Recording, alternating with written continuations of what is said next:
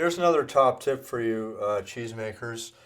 After you've added your rennet and you've stirred it in, you want that milk to remain undisturbed, and I literally mean undisturbed.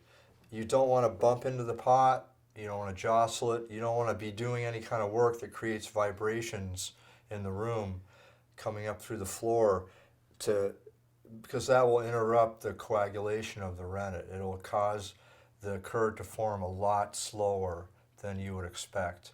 I've got one story around that. I'm going to cover this up now just to keep the heat in, but I was advising at a cheesemaking farm hereabouts, and the cheesemaker called me up and said, you know, it took, yesterday we had a perfect batch, and it's been going great. The curds have been setting up, in the vat regularly. We're ready to cut it in an hour, and today we checked it in an hour. It was still hardly even begun to gel.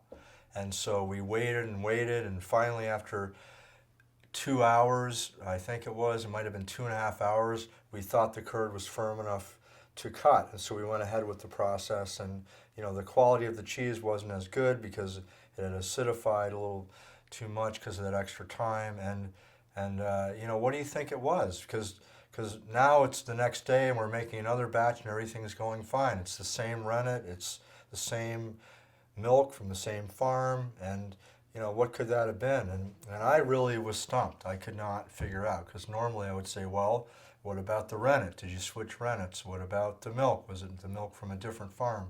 Things like that.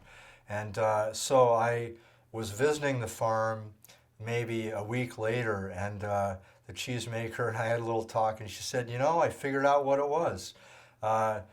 We had some work being done down the building about 50 feet down. They were working on the floor to create a new cheesemaking room, and they were jackhammering in there. And I'm pretty sure it was the vibrations carrying through the floor that caused that milk to coagulate so slowly. So just don't forget that, to try to keep this as still as possible from the time when you've added rennet to when you're going to be cutting the curd.